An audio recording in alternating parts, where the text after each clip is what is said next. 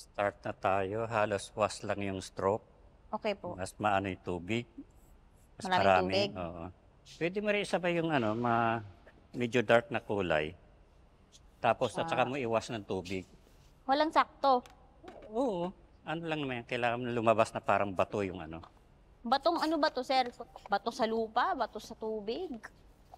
Hindi. Mga rock formation. Rock formation. Parang dun sa ano. Gawa tayo sarili natin. Oo nga. Sabi ko nga eh. Kasi minsan hindi naman sila Bagay, wala naman itong saktong ano, sir. Ano? ano yung ano kasi, yung designer, wala na.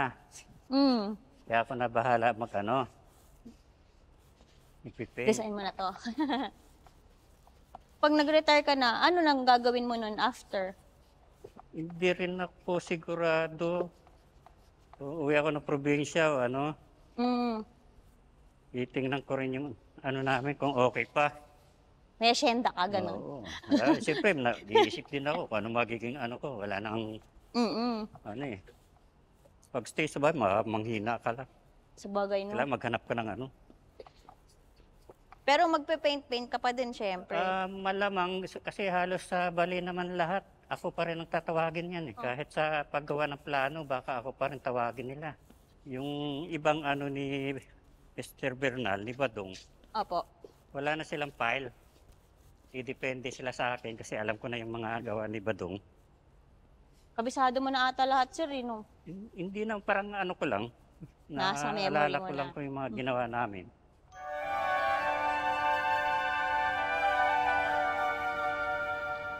In 87, Salvador Bernal, who is a national artist for theater design, created the production design office. So he needed a staff, and I was one of the lucky few who he hired. In terms of the design aspect of production design, there is the costume unit, and then we have a unit that handles design and technical drafting, and this is the unit that help builds the set. And then another unit is the construction unit. So this is where carpentry comes in, painting comes in, metalworks comes in. Those are the three major units under the production design section of the division. In the production design unit, I have a draftsman and scale model maker by the name of Junior Galvero. Si Junior, para sa akin, siya yung master. Established na siya dun sa kanyang craft. So tuwing may ipapagawa si Badong sa akin na design, kay Junior ako lumalapit. Nagtatanong ako kay Junior. Hanggang ngayon, no, after like 35 years of working with him, pag alam kong complicated ang set at hindi kaya nung iba, kay Junior ko pinapagawa. Kasi pag kahit rough drawing yan, na-i-interpret niya ng maayos at tama at konting adjustments lang at yun na yun. Ay, ilang taong ka nun, sir, nag-start? Ito? Oh, nung pumasok ka po ba extra, ano pong ilang taong ka nun? Ay, ano pa lang ako noon? Nasa mga 20?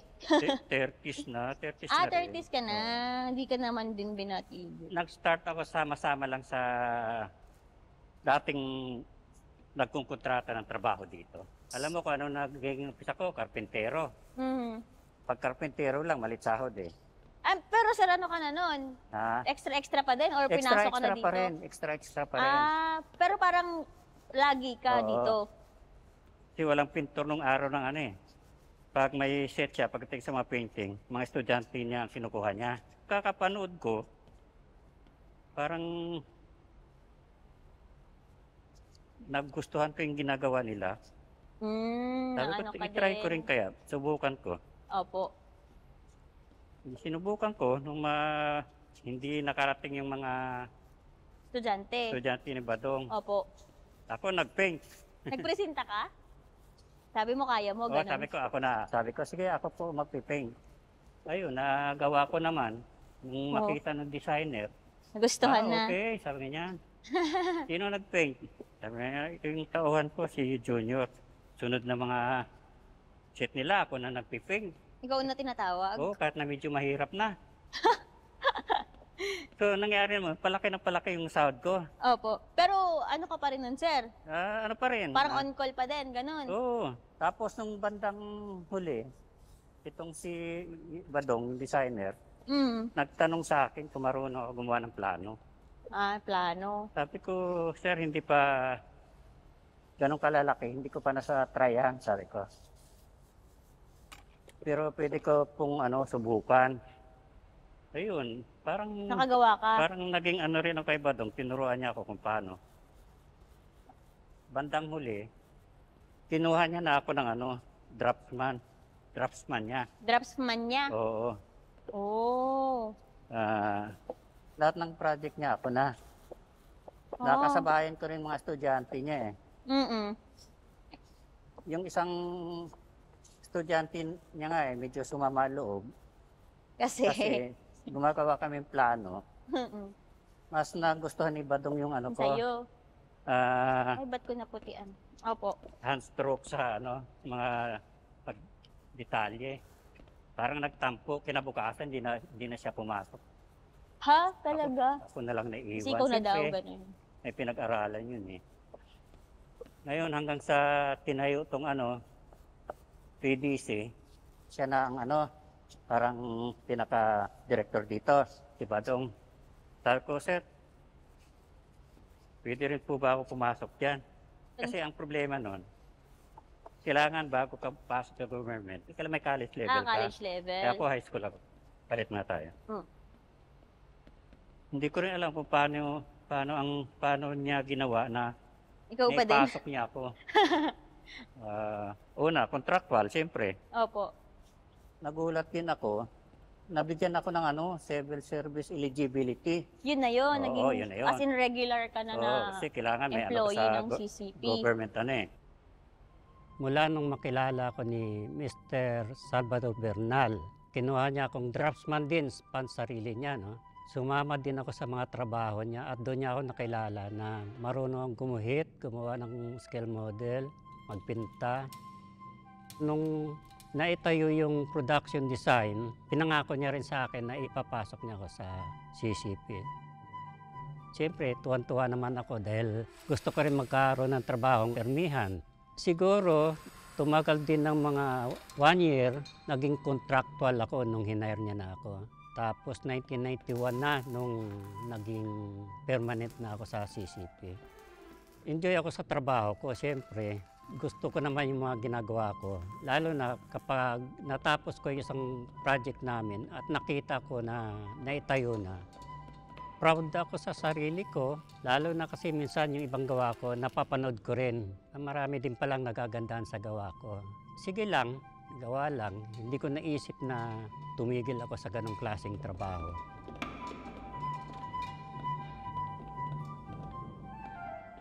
Nag-retired ako itong September 28. Birthday ko. Mandatory na talaga eh, so hanggang doon na lang. Pinapa-extend naman ako ng boss ko kahit hanggang December man lang. Okay na sa akin yung pagre-retiro ko. Ayaw ko nang mag-extend pa. Isip ko rin kasi hanggat kaya ko, kung pwede, trabaho eh.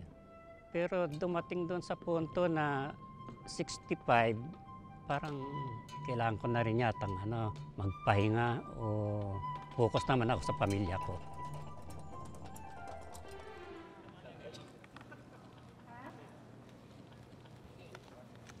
Tayo para malagyan. Bakit hindi natin markahan yan? Ha? Ito lang? Ito lang kahaba?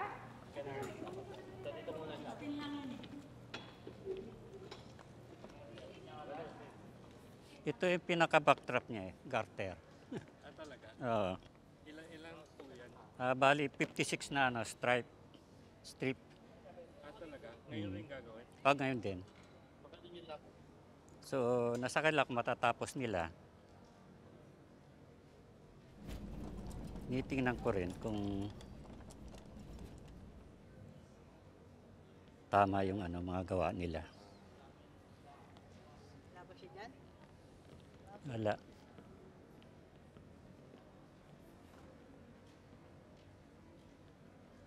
May miss niyo po to? Maaari. O hindi naman? Hindi naman siguro kasi malamang natatawagan pa rin nila ako eh.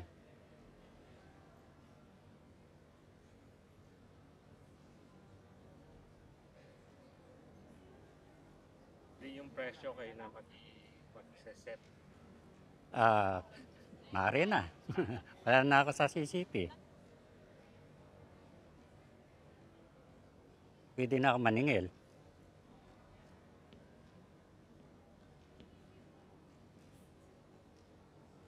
Totoo ba na wala ibang scenic artist na? Sa ngayon parang wala talaga kaming makita eh. Na magtsatsaga ng trabaho kagaya ko. Mga training ko dati, maalis eh. Pag natuto na sila, ayun, nagkakanya-kanya na. Yung iba, nag-abroad.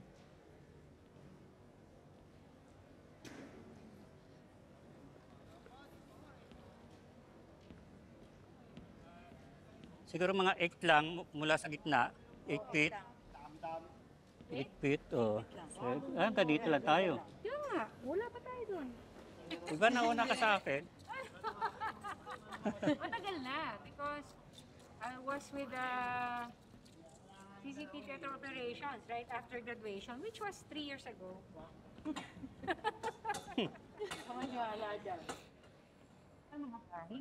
He's our best scenic artist in the whole of Philippines.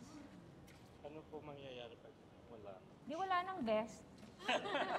Hindi na kami Sobra best naman. production. Ang mangyayari niyan, yayaman na siya. Kasi mag-freelance work na siya. He can charge what is really, do his craft. Junior is different because he drafts. And then he paints. And he carves. The thing with, I don't know what happened with the CCP. Walang scenic artist. Hindi siya, it has something to do with probably with the government. Mahirap ilagay yung artist. It's a loss. If I'm not mistaken, di ba ka lang? Personal, ka dati, draftsman talaga ni Badong. Yeah. Personal draftsman ng Badong. And when they put up the production design center, and that's when they realized na kailangan mo ng tao, and he's the right person. He has the credentials. Hindi na nila naabutan to, ng mga bata na pinaggagawa niya. That time, marami pang budget siguro mga production. High school graduate ako, kinuha niya pa rin. Oo. Pinasok dito sa CCP. Yeah. Yep. So, that's also one. Kasi he did not finish his college. So, it's difficult to be promoted in a government institution na very technical in requirements. Nung mawala yung una kong boss, si Mr. Badong Bernal, ganun pa rin naman, parang walang nagbago sa trabaho kasi hindi naman ako pwede nilang itaas ang posisyon ko kasi patakaran ng gobyerno na kailangan may tinapos ka. So hindi ko naman hinangad na yon kasi noong mga time na yon, gusto din ni Badong na itaas ako eh. Nabanggit niya rin sa akin yung gusto kitang itaas junior pero kailangan mo mag-aral. Inayawan ko na yon. Sabi ko, sir, okay na sa akin yung binigay nyo. Dito na lang ako. Proud naman ako sa lahat ng ginawa ko. Pero pala yung Don Quixote na ginawa namin ni Mr. Badong Bernal. Nanood si Marcos noon. Ngayon, nung matapos yung show, talagang bumaba siya ng stage. Hinipo niya, tinignan niya kung anong material yung mga ginamit namin. Hindi niya akalain na ano lang pala yun. Set lang. Parang nadaya namin siya ron sa paningin niya. Akala tunay. Kung ako ang mag-ano sa sarili ko, hindi ko masabi kung artist ako o craftsman. Sila lang makapagsasabi kung alin ako doon sa ano na yon. Pero kung ako lang, wala akong masabi sa sarili ko.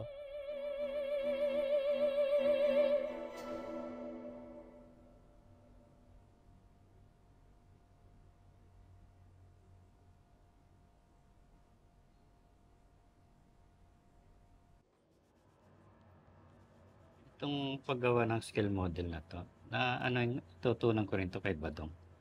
Kasi oras na alam mong gawa mo siya scale model, ang problema mo sa mga material na gagamitin mo. Ngayon, kahit anong material, kung anong madali sa'yo, magagamit mo doon ka siyempre sa madali, di ba? Saka may kita mo lahat sa scale model, sir. Oo. Kung anong problema eh. Tsaka ma-adjust mo kagad yung mali sa plano pa lang.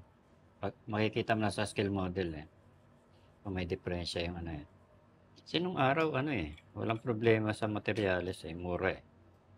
Eh, after nung show, sir, yung mga set ba niyan, tinatabi nyo, Hindi. Nung araw, pinamimigay na yan. ngayon lang, sir, yung tinatabi. Kung gusto mo iuwi yung na yan, mga kahoy, iuwi mo. Dahil panibagong, Oo, basta laging bago pag, bago. Laging bago. Nung naging na rin ako, set contractor, yun marami ako naturuan na isama. Ang problema naman, nung matuto sila, inangad nilang abroad kagad. umalis sila. Kasi mas malaki raw kita sa ganun eh. Meron isang kasama namin, ewan ko, ayaw niya. Nakilala ko na rin yun, sir. Oo, sabi ko nga sa kanya, pumasok na rin siya kahit dito sa tanghalan eh. Sayang kasi yung Ewan ko, siguro din siya kasi kulang din siya sa edukasyon eh. sa credentials. Oo. Dito sa CCP hindi siya makapasok. Sana isa rin siya sa mga parang maaari kong Mm. kasi maasang mo rin yun eh. Naiiwan ko sa trabaho yun eh. Sa ngayon sana kayo nga matuto kayo para kayo na mismo ang Ikaw alam ko kaya mo naman yun. Nakikita ko naman sana mo. Experiment lang. Ganun din naman umpisa nun eh. Pag ka sa malaki na, yun, masasanay ka na ron. Lakas lang ng loob yan. Kay Ani sinasabi ko sa kanya, huwag ka matakot magkamali. Mm. Natural lang yun. Maiiwan ko kayo rito, ikaw magtutuloy nito. Pwede naman, sir. Pag anin mo rin si Ani, para at least may ka. May kasama rin. Sir. At least ikaw, nasubukan na kita sa carving. Sa painting na lang hindi pa kita masyadong nakikita. Si Ani nakakita ko na sa painting. Pero carving, na na rin kita. May malaki ang mo ron. Naalala ko yung unang ginawa ko na kasama si Sir Junior is yung nag-carving ako. Then yung nakita ni Sir Junior na may alam ako, pinabayaan niya muna ako sa isang tabi, pinanood. Then tinuruan niya ako ng mas proper kung paano mag-ukit ng styro. Si Sir Junior, para sa akin, siya yung tao na sa akin walang kapalit dito sa PDC. Kahit sabihin natin, ako marunong ako gumawa ng scale model, marunong ako mag-manual drafting, marunong mag-AutoCAD, onting painting, like yung mga backdrop sa set, siya lang yung nakakagawa ng malalaking ganon, ng maayos, maganda, detailed. Mas maraming alam si Sir Junior talaga dahil siguro rin sa tagal ng trabaho niya. Kasi galing pa siya sa labas bago sa CCP.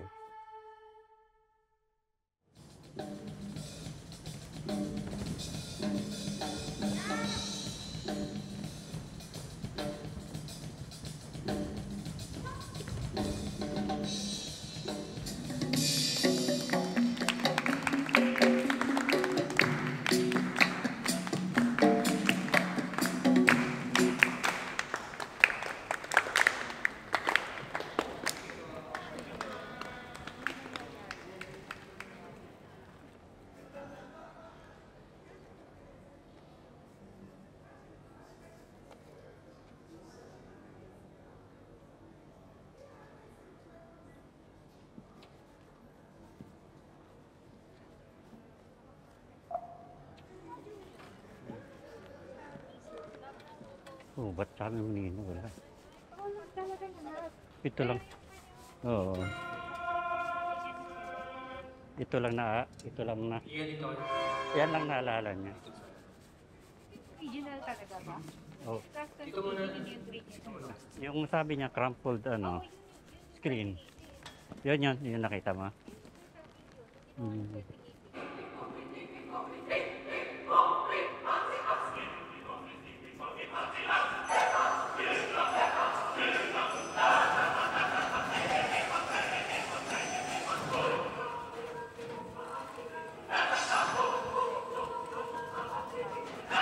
Stop.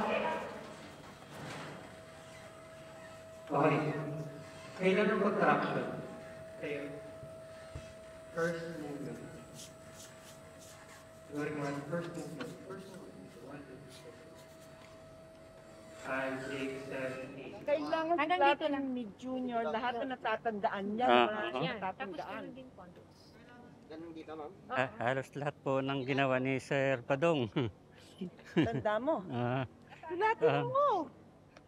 nasa ano naman, nasa file namin yung iba. Ano. Eh, ba't di mo natandaan? Wala. Ito kasi parang nag-start to, wala pa ako sa kanya eh. Oo. Focus mo pa.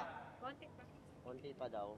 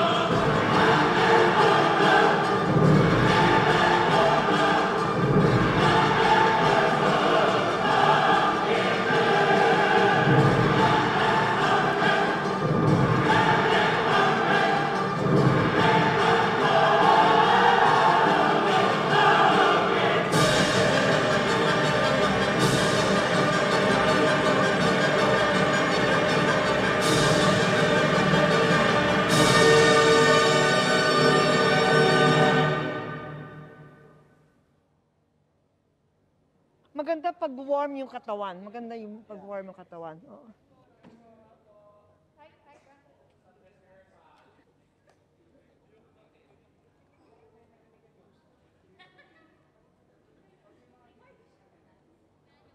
Okay. I'm going to tell you, boys and girls, a step can be the simplest step, but he makes it look so important. And many of you do not do that because you're anxious to get to the tricks. It's the little things that count so much. You know, we tried to reproduce the original set as designed by Salvador Bernal, but the production book that was supposed to be around has been lost. So this is putting things together from people who worked with him, including Junior. It's memory, it's people who worked together trying to put together what they remember when working with Badong. There's also some budgetary considerations, you know, but I think this set is very beautiful. We haven't gotten the lights all set, but we will, and it'll be much better tomorrow. The dance began first, and then the sets. You know, Badong has a very operatic soul. This is pretty operatic. You know, Junior is one of those guys he was always there. Way back when we started. I would talk to him as I would talk to the costume mistresses. For me, the most amazing thing is we're doing this and Junior is there. And of course, it's such a point of concern. It's like, what? He's not going to be here tomorrow? No, we have to keep him. Well, you know, we're going to work with Junior. I'm going to keep working with Junior. He may not be here, but he will be working and doing set. Today, it's so hard to get craftsmen and artisans. That's what he is. He's a craftsman. He's an artisan. So we need more juniors. We need more people who take such pride in the painting, in something that they put together, and then it looks just fantastic out, you know, when it's lit. That's an incredible part of theater.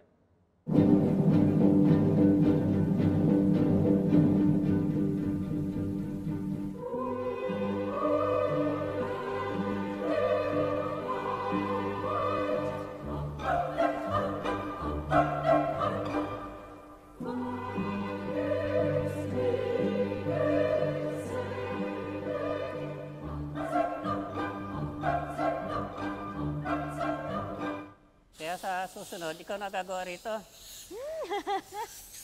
Pag di na bumalik, pag di na nakapunta rito. Bumalik ka dito.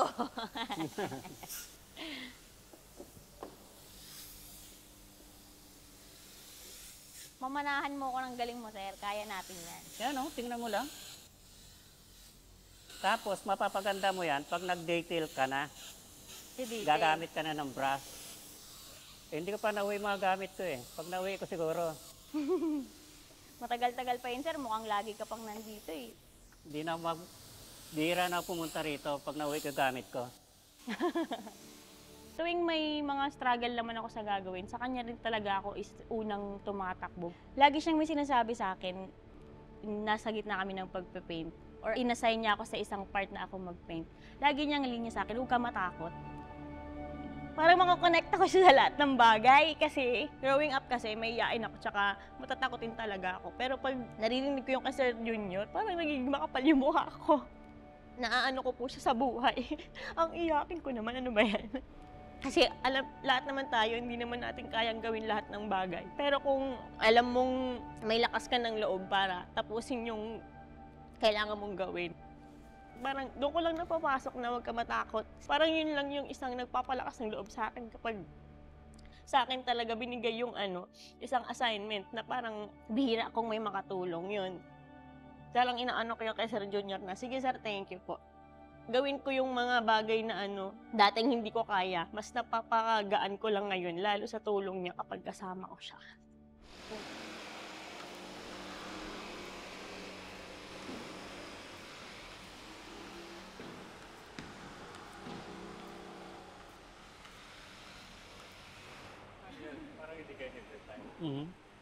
Sir Eric, kinuha pa rin ako sa drafting. May pinagawa sa akin scale model at plano.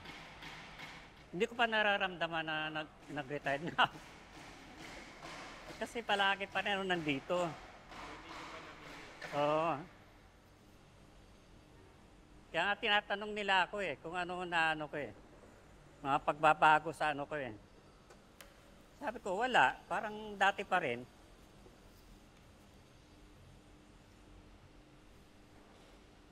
Siguro kung mga 2 months na hindi ako pumunta rito, baka medyo mararamdaman ko na yon.